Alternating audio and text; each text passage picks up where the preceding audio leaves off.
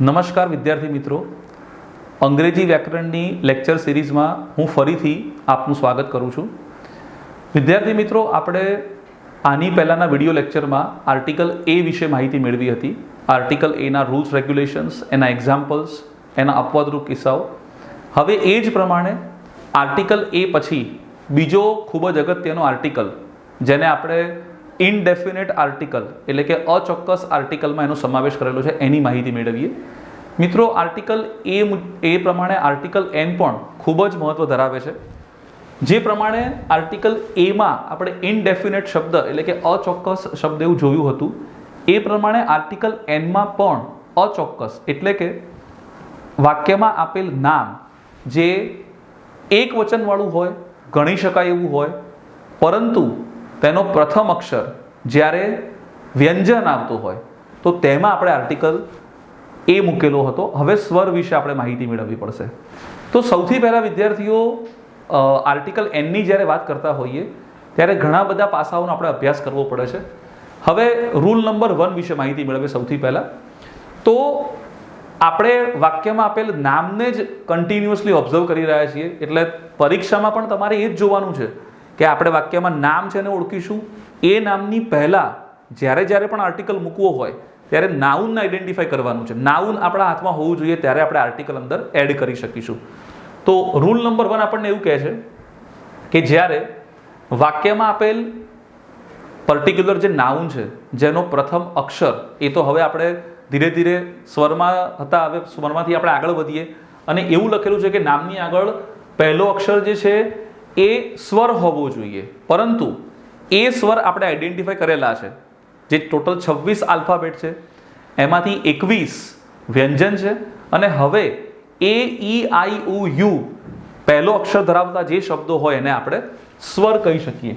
તો ખાસ ધ્યાનમાં રાખવા જેવી બાબત મિત્રો, હવે પછી જે શબ્દો આપણે વાંચીશું એમાં સ્વર હોવા જોઈએ. તો હવે જેમ કે એક્ઝામ્પલના માધ્યમથી થોડો પ્રયત્ન કરીએ. ધારો કે એપલ નામનો શબ્દ છે અકાઉન્ટ, તો અહીંયા એ લખેલું દેખાય છે, અહીંયા પણ એ લખેલું દેખાય છે, જેનું ગુજરાતીમાં આપણે કરીશું તો અ થશે અને એના ઉચ્ચાર પ્રમાણે એ થશે. તો જે લખાય છે એ પણ સ્વર છે અને બોલાય છે એ પણ સ્વર છે. તો આ બંને બાબતોનો ખાસ ધ્યાનમાં રાખીશું. એવું ન થવું જોઈએ કે જે અક્ષર આપણે લખતા હોઈએ એનો જ માત્ર જે લખાણમાં આવતો હોય પહેલો અક્ષર એ સ્વર હોવો જોઈએ, ઉચ્ચારમાં ના હોય તો એ નહીં ચાલે. એટલે કન્ડિશન પ્રમાણે આપણે બંનેને ફોલો કરીશું. હવે આપણે એવું જોઈએ મિત્રો કે બીજા કયા એક્ઝામ્પલ જે એક્ઝામમાં આપણને આવી શકે એની માહિતી મેળવીએ. જેમ કે આઈ, આંખની વાત કરી રહ્યા છીએ, એની સાથે તમે ઈયર પણ લઈ શકો છો. ઘણા બધા એક્ઝામ્પલ આપણે લઈ શકીએ.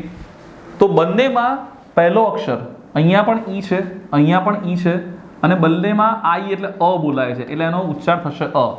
એટલે ફરી પાછા શ્યોર કરી રહ્યા છીએ કે લખતી વખતે અને બોલતી વખતે એટલે કે લખાણમાં અને ઉચ્ચારમાં બંને વસ્તુમાં સ્વર આવી રહ્યા છે અને એના કારણે એમાં આપણે આર્ટિકલ એનનો સમાવેશ કરી શકીએ.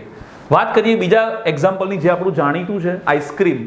તો આઈસ્ક્રીમમાં હવે બદલાયું કે એ, ઈ પછી આઈ આવ્યો, પરંતુ એનો પણ પહેલો અક્ષર આઈ જે આપણને દેખાય છે એ નિયમ પ્રમાણે સ્વર છે અને ઉચ્ચાર પણ એનો અ છે, એટલે કે સ્વર થવાનો છે. એટલે એ કેસમાં અહીંયા આપણે એન આઈસ્ક્રીમ એવું લખી શકીએ. હવે વાત કરીએ ઓક્સ, એટલે આપણે ક્રમ પ્રમાણે એ, ઈ, આઈ, ઓ, એટલે ઓ જ્યારે આવશે તો ઓમાં આપણે ફરીથી પહેલો અક્ષર ઓ છે પણ એનો ઉચ્ચાર અત્યારે ઓક્સ એટલે કે અ થઈ રહ્યો છે, તો એ પણ આપણા કેસમાં અત્યારે આવશે. નેક્સ્ટ અમ્બ્રેલા, જે આપણું જૂનું એક્ઝામ્પલ હતું, જેને આપણે આર્ટિકલ એમાં પણ એક કમ્પેરિઝન કરવા માટે ઉપયોગ કર્યો હતો, તો અહીંયા પણ આપણે એનો ઉપયોગ કરી શકીશું. તો આ જે એક્ઝામ્પલ છે 5-5માં, એમાં આપણે એ, ઈ, આઈ, ઓ અને યુ આ 5 જે અક્ષર છે એ આપણે લખેલા છે અને દરેકનો ઉચ્ચાર સ્વર થવો જરૂરી છે, ત્યારે આપણે એના વિશે માહિતી મેળવી શકીએ અને દરેકમાં આપણે આર્ટિકલ એનનો સમાવેશ કરી શકીએ. તો આ જે નિયમ આપણે જોઈ રહ્યા છીએ એ આર્ટિકલ એનનો સર્વસામાન્ય નિયમ છે. જે પ્રમાણે આર્ટિકલ એના વિડીયોમાં જોયું હતું, પહેલો નિયમ સર્વસામાન્ય, બીજો નિયમ અપવાદરૂપ કિસ્સો, તો એ જ પ્રમાણે આર્ટિકલ એનમાં પહેલો સર્વસામાન્ય નિયમ છે. હવે આર્ટિકલ એનનો બીજો નિયમ જોઈએ મિત્રો, જેમાં આપણને થોડીક એડિશનલ માહિતી મળી રહી છે. આ એડિશનલ માહિતીના આધારે આપણે એવો પ્રયત્ન કરીએ કે અંદર શું છે. તો બીજો નિયમ જોઈએ, અમુક શબ્દો જેનો પ્રથમ અક્ષર વ્યંજન હોય, યાદ રાખવાનું છે મિત્રો, પ્રથમ અક્ષર વ્યંજન આપેલો હોય એટલે કે એ ઈ આઈ ઓ યુ સિવાયનો આપેલો હોય, પરંતુ તેનો ઉચ્ચાર સ્વર થતો હોય. એટલે હવે થોડુંક રિવર્સ વિચારી રહ્યા છીએ આપણે. આર્ટિકલ એમાં કેવું હતું, જેમ કે યુનિવર્સિટી, તો પહેલો અક્ષર સ્વર આપેલો હતો પરંતુ ઉચ્ચાર વ્યંજન હતો. અહીંયા થોડું રિવર્સ છે, અહીંયા પ્રથમ અક્ષર વ્યંજન છે એટલે યાદ રાખવાનું છે કે પ્રથમ અક્ષર વ્યંજન હશે અને એનો ઉચ્ચાર સ્વર થતો હોય. તો આવા તમામ શબ્દની પહેલા આર્ટિકલ એન મૂકવામાં આવે છે.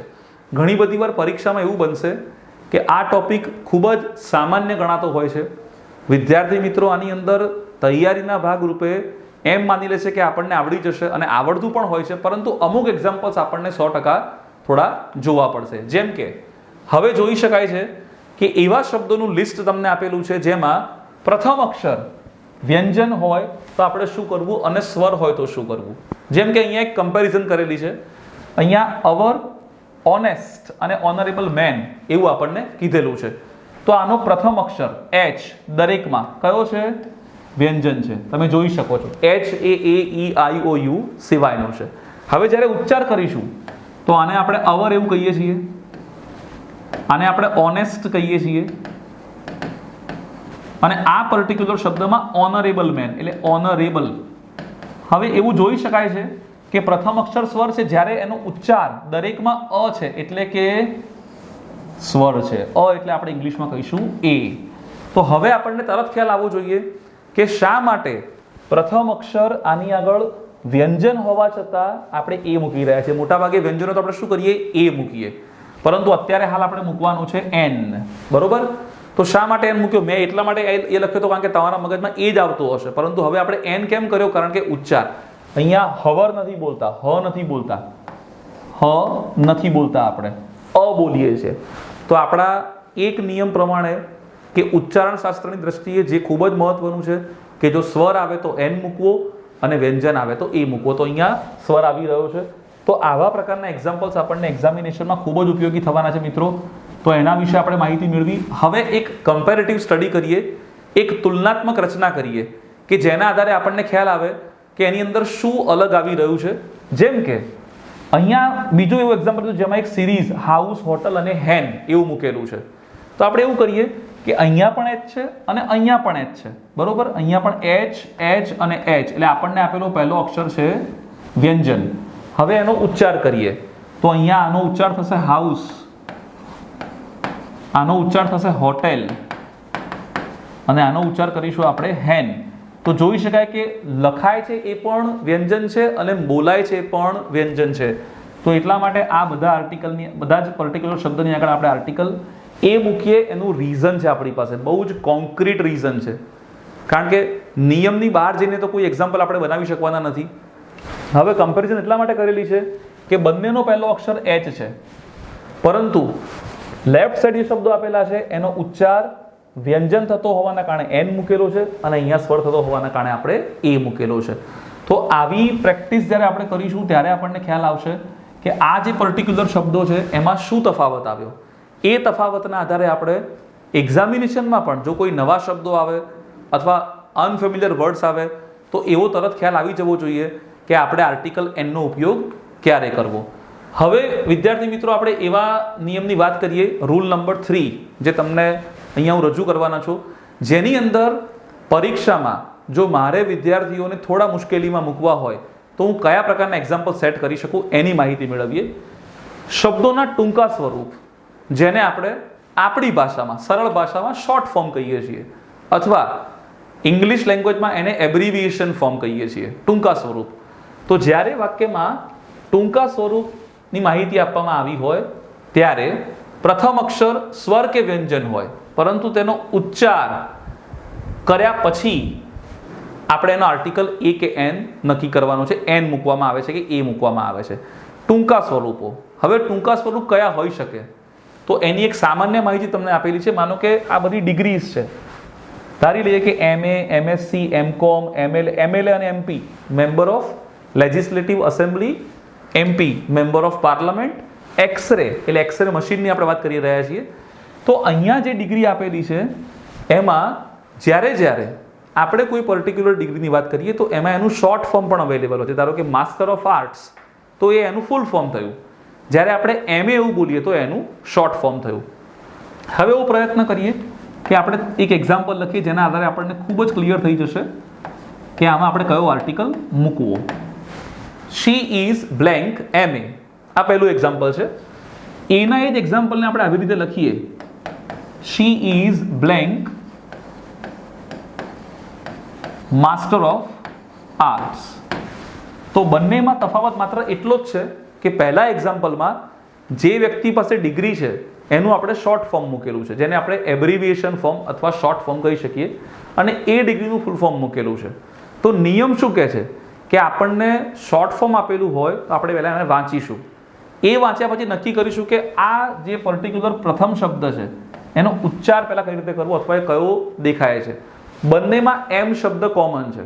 જો આપણે વાંચી શકીએ એને પ્રથમ અક્ષરમાં તો એમને આપણે કહીશું અત્યારે વ્યંજન. હવે આપણો ઓરિજિનલ નિયમ કે આપણે એનો ઉચ્ચાર કરવાનો છે. તો અહીંયા તમે બોલશો આ રીતે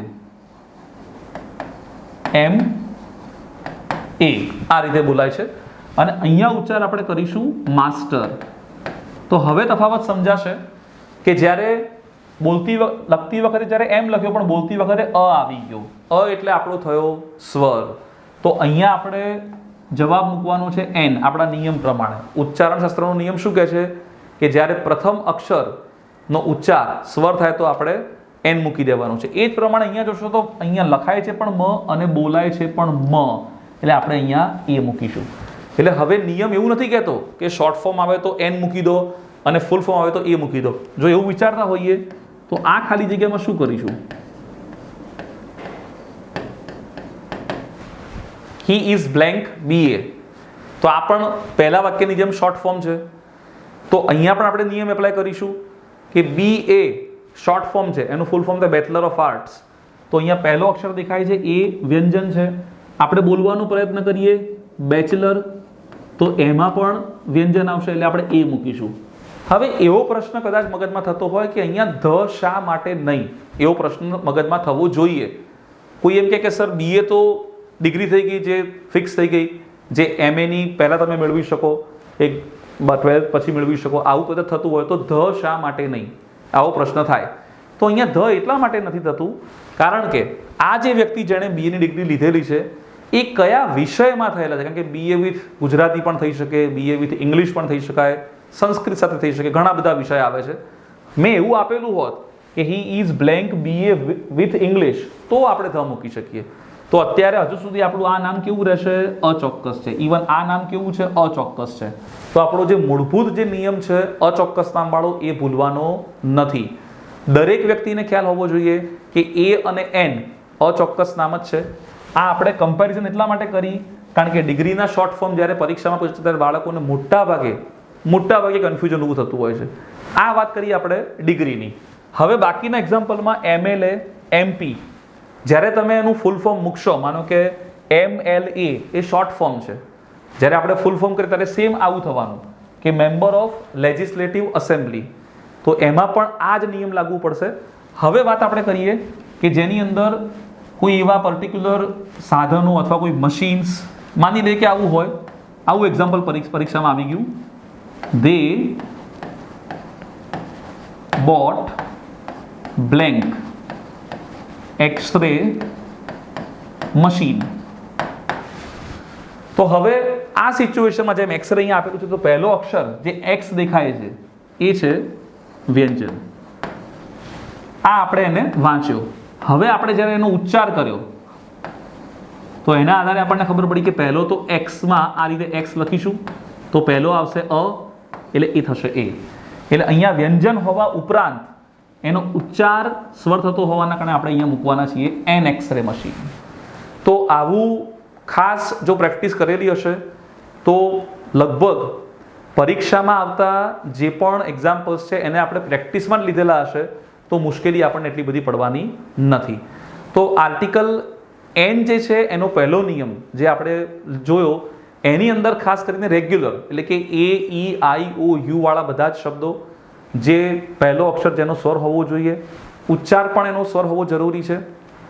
બીજા નિયમની માહિતી મેળવીએ તો થોડુંક રિવર્સ આવે છે, જેની અંદર થોડુંક ઓપોઝિટ આવે છે કે જેનો પ્રથમ અક્ષર વ્યંજન દેખાતો હોય પણ ઉચ્ચાર સ્વર થતો હોય.